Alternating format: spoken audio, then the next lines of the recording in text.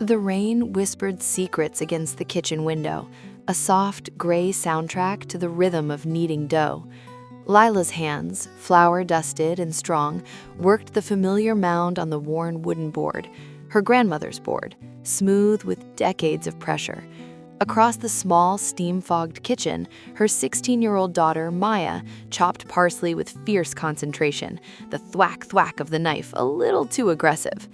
"Easy there, Azisti," Lila sighed gently, not looking up. "The parsley hasn't wronged you." Maya sighed, a hurricane of a sound. "It's just stupid, so stupid." The stupid thing, Lila knew, was the car, or more accurately, the absence of it. The perfectly decent 8-year-old sedan their parents had decided to give to Maya's older sister, Samira, who was moving for a new job across the state. Maya, who had just gotten her license, had seen that car as her first taste of tangible freedom. Its reassignment felt like a demotion in the family hierarchy, a whisper that her needs were quieter. "Samira needs it more right now," Lila repeated the practiced line, feeling its hollow echo. "You'll get the next one." "The next one is a fantasy," Maya muttered, scraping parsley into a bowl.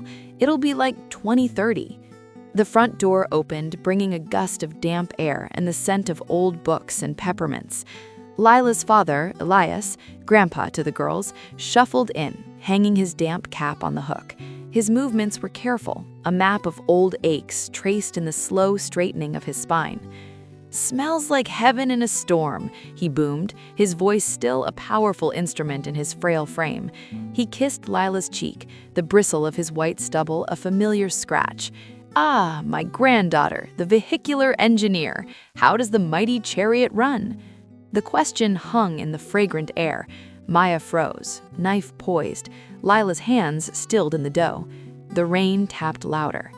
"Grandpa asked about my car, but my parents had given it to my sister." Lila watched the emotions play on Maya's face, a flash of fresh hurt, then a flicker of pity for her grandfather's forgetfulness, then a settled, weary resignation. This was the new pattern, the small, repeating sorrows of a mind beginning to fray at the edges. It's running fine, Grandpa," Maya said softly, not meeting his eye. She lied to spare him, to spare herself the explanation that would only confuse and sadden him. "Good, good," Elias beamed, lowering himself into his armchair by the kitchen doorway, his command post. "A car is independence. You treat it with respect, it treats you with respect. Remember my first truck, Lila? A cantankerous blue beast."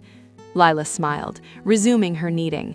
"I remember it smelling of diesel and fishing worms." "Character," he declared, his eyes clouded yet sparkling. "That truck saw your first day of school. Drove your mother to the hospital when you were born, through a blizzard no less." He launched into the story, one they all knew by heart. Maya listened, her chopping now quiet, rhythmic. The story was a bridge, and for a moment, her own disappointment seemed to recede, absorbed into the larger tapestry of family lore. This was the dance of their days. Lila managing the bustling present, her job at the library, her husband Amir's long commutes, the girls' shifting orbits, while anchoring her father in a recognizable past. The car was just the latest in a string of gentle fabrications. "Yes, Grandpa, we saw Uncle Joe last week. He'd passed 5 years ago. Yes, the old oak tree still stands. It was felled in a storm." They were not lies, Lila told herself, but life rafts, keeping him afloat in a sea of shifting time. Later, as the kunefa baked, filling the house with the scent of sweet cheese and rosewater, Samira called. Maya took the phone to her room, and she could hear the low, murmured tones, not the excited squeals of shared secrets that used to drift under the door. A space had opened between them, paved with the asphalt of a handed-down car and divergent life paths. At dinner, the storm sealed them in a cocoon of warm light. Amir arrived, damp and tired, his smile rekindling as he inhaled the feast. They gathered around the table that bore the ghosts of 100,000 meals, nicks from childhood crafts, a dark wine stain from a long-ago celebration, the faint impression of Elias's signature from when he'd signed Lila's first diploma right there in his joy. "So, Samira," Elias began, serving himself a generous portion of lamb and rice, Planning any road trips with your new wheels? The coast is beautiful this time of year." The air tightened again. Amir shot Lila a look of quiet exhaustion. Maya stared at her plate. "Maybe, Grandpa," she whispered. Elias nodded, chewing thoughtfully.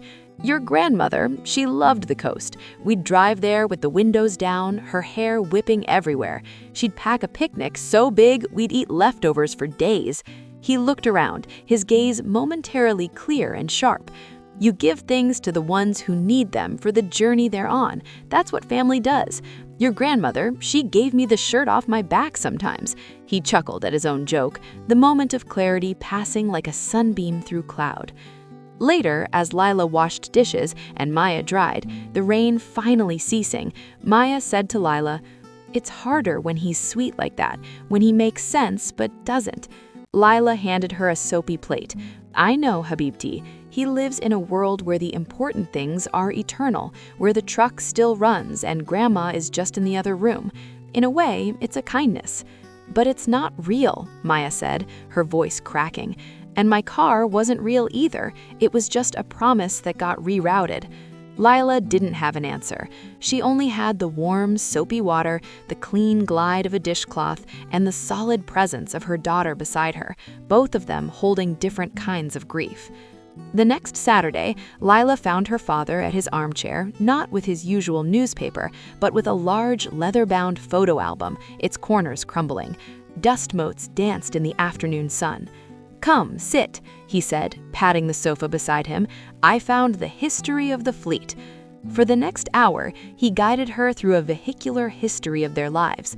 Not just the blue truck, but the rusty sedan he'd bought after he lost his job, the minivan that had carted her and her friends to countless soccer games, the sensible used car they'd gotten her for college. He pointed to each with a trembling finger, naming not just the make and model, but their cargo. "See here? That's the back of the minivan full of mulch for your mother's garden. And this," he tapped a picture of the college car packed to the roof, "that was you leaving for your first big adventure. Your mother cried for 2 days. I just checked the oil and the tires, made sure you were safe." As he spoke, Layla saw not a line of depreciating assets, but a caravan of their lives. Each vehicle was a chapter. A container for hopes, groceries, heartbreaks, fishing gear, flat tires on lonely roads, and the silent, steadfast love of a man who showed his care through maintenance and preparation. The car he'd given her for college wasn't a gift. It was a vessel into which he'd poured his unspoken faith and fear. "We never had much," Elias said quietly, closing the album. "But we had enough to move, to get where we needed to go, together or apart. The car, it was never the point. It was the space around it, the space you filled." That night, Layla couldn't sleep. She went to the kitchen for water and found Maya at the table, sketching in a notebook. "Can't sleep either?" Layla asked. Maya shook her head. "I was thinking about what Grandpa said, about giving things for the journey someone's on." She pushed the notebook toward Layla. It was a design, crude but thoughtful, of a car interior transformed into a tiny living space. "Samira's driving all the way to her new apartment. It's a long journey. I was thinking we could make a kit for her, like a care package, but for the road." Layla's heart swelled. She saw it then, the resilience, the connection reforging itself not in spite of the loss, but through it. "What would we put in it?" Maya's eyes lit up. A good playlist for driving, those horrible gas station peanuts she loves, a really big water bottle, a handwritten map of the best rest stops from us, and maybe one of Grandpa's old caps, so she doesn't feel alone. They spent the next hour conspiring at the kitchen table, their whispers and laughter a new, hopeful sound in the night. It was a small kindness, born from a perceived slight, transforming into an act of love. The following afternoon, they presented the journey kit to Samira before her departure. Elias watched from his chair as Samira unpacked it on the living room floor, laughing at the peanuts, tearing up at the cap, which still held the faint, comforting smell of their grandfather. "That's my old fishing cap," Elias said suddenly. You'll need good headgear. The sun is fierce on the open road." Samira looked at him, then at Layla and Maya. In that moment, there was no confusion, only a perfect, poignant understanding. He was giving what he had, from the world he inhabited. She put it on, tipping the brim. "Thanks, Grandpa. I'll drive safely." "See that you do," his voice gruff with emotion. "And call your mother when you get there. She worries." As Samira's taillights disappeared down the street, the old car now a symbol of a new beginning, Maya slipped her hand into Layla's.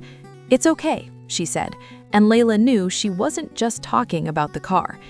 That evening, the family was smaller, the house quieter. Elias seemed more subdued, his gaze often drifting to the door. At dinner, he looked at Maya and asked, "Did you and your sister have a good drive today?" Maya didn't flinch. She reached over and covered his wrinkled hand with her own. "We did, Grandpa. We took the long way. She told me all about her new job." It wasn't a lie. It was a story, a better, warmer, more connected story than the truth. It was a bridge built across the spaces left by loss, of memory, of objects, of childhood. Elias nodded, satisfied, and picked up his fork. Later, Layla and Maya stood again at the sink, the familiar dance of wash and dry. The moon was out, washing the backyard in silver. "You know," Maya said, "when I get my car, someday, I want it to smell like this kitchen, like dough and herbs and us." Layla handed her the last plate, their fingers brushing. "Then we'll make sure it does. We'll bake bread on the engine block." Maya laughed, a free, full sound that hadn't been heard in days. And in that laughter, Layla heard it, the engine turning over on a new journey. The car was never the vessel for belonging. It was this, the shared labor, the stories told and retold, the gentle untruths spun to protect love, the resilience to transform disappointment into a gift. They were all passengers and drivers for each other, navigating the long and winding road, making sure no one traveled alone. The spaces left behind were always filled with the indelible, fragrant, enduring stuff of home.